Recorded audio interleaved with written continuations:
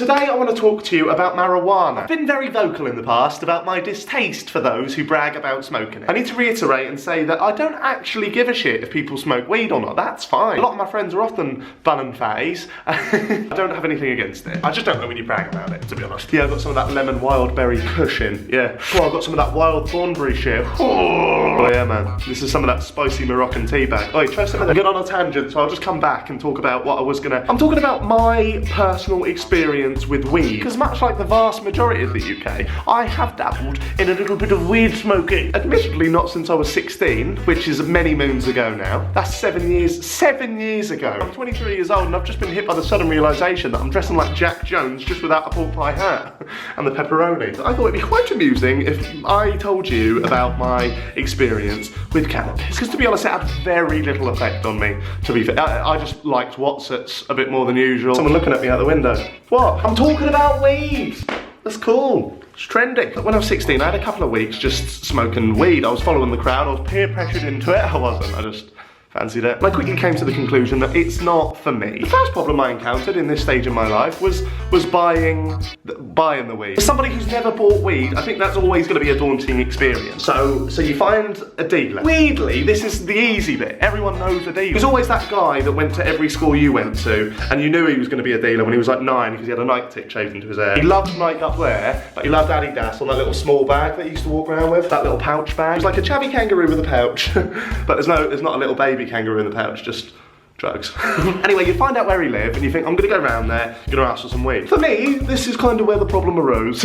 I did a little Google how to do a spliff, how to roll a spliff, did a little checklist, tobacco, got, Rizzler, got, a legal copy of Smells Like Teen Spirit downloaded from LimeWire, got. So I acquired all that and now I need to go to the dealers. Well, I knew where he lived, so all I had to do was go to, for the sake of the video, we'll call him Danny.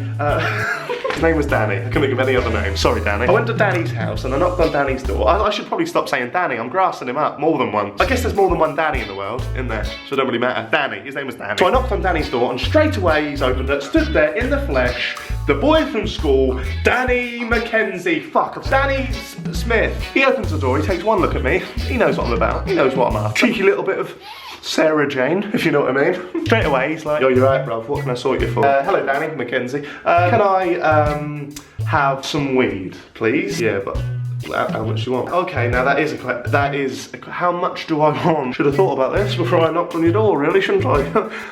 Cool, how much do I want? Loads. What do you mean loads? How much do you want? Oh, just enough to get fucking...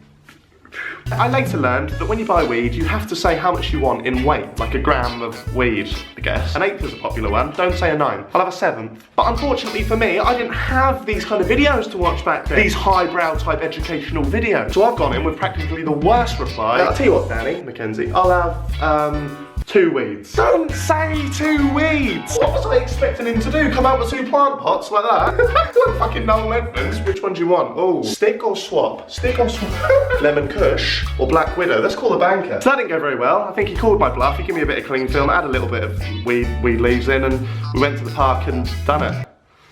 Luckily, one of the boys in my group knew a bit about weed, so he put it in a bong and he gave me this bottle that had a bit of like this tube on it. He's like, yeah, bong that, Jack. Yeah, man, I'll fucking bong that. Pass it here, I'll fucking bong.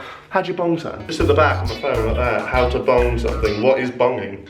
I've never bonged. 2 minutes later, I'm there in a park, still not really knowing what I'm doing with my life. And then suddenly, it hit me, and it all became clear. Clear's kind of the wrong word to use. I went a bit dizzy. I remember just sitting on the floor staring at a tree for about half hour. I was a bit confused. I remember vividly just looking at this tree thinking, so glad Bob Marley's on right now. What is that? Is that a tree or? Is that a tree or a man pretending to be a tree? Or is it a duck? Then I went home, stopped off at the all-night garage, got a big bag of Doritos, they tasted great, got in bed, fell asleep. I guess you could say I'm kind of lucky to be alive. I lived to tell the tale. I look back on those times, I find them very funny, very amusing. If you did enjoy those awkward stories, then please do hit a thumbs up, guys. Subscribe, because I'm finally back making content. Let me know what you thought in the comments, I reply to every single one. I've been Jack, you've been you. Peace out, guys, Gotta go. Hello, mate. Yeah. Yeah, I'll have a 6th, please, buddy. And make it extra green.